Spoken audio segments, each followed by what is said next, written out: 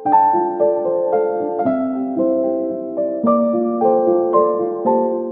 মানেই খুশি, আর সেই খুশি সন্তানদের মুখে ফুটিয়ে তুলতে এক বাবা যা করলেন তা রীতিমতো ভাবিয়েছে হাজারো মানুষকে। তিনি রাজু মিয়া, পেশায় রিকশা চালক, বাড়ি গাইবান্ধার পলাশবাড়ী উপজেলার তালুকজামিরা গ্রামে।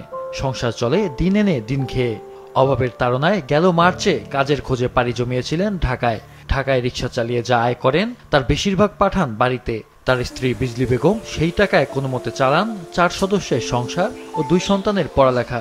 স্বামী যে টাকা ইনকাম করে দিয়ে পাঠায়, আমি হলো ছেলে মেয়ের হলো লেখাপড়ার খরচ দেই। আর হলো নিয়ে আসি 1 কেজি আলু, শুধু আর কিছু নিয়ে আসি না, মরিচ আর হলো আলু, আর কিছু নিয়ে আসি না।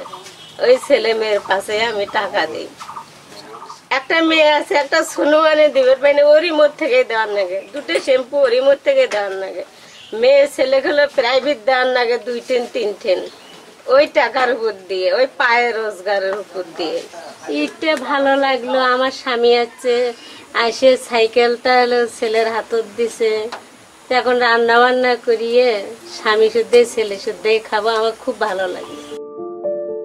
ঈদে বাবার কাছে একটি সাইকেলের আবদার করেছিল ছোট ছেলে রেদওয়ান হোসেন হৃদয়। বাবা রাজু মিয়া প্রতিশ্রুতি রেখেছেন, কিনেছিলেন সাইকেলও। কিন্তু বাড়ি যেতে সাইকেল সহ তার ভাড়া চাওয়া হয় 5,000 টাকা।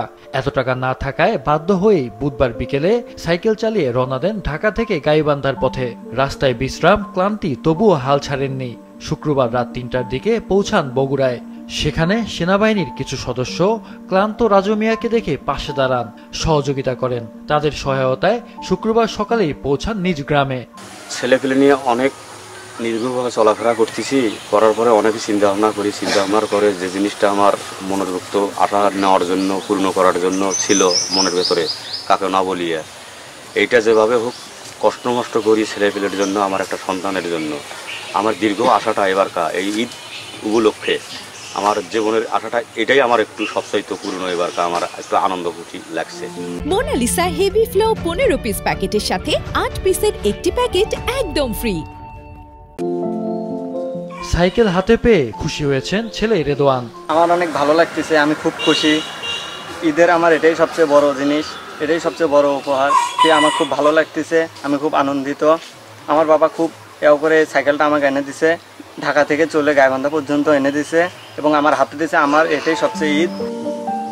রাজু মিয়ার গল্প ছড়িয়ে পড়েছে সামাজিক মাধ্যমে।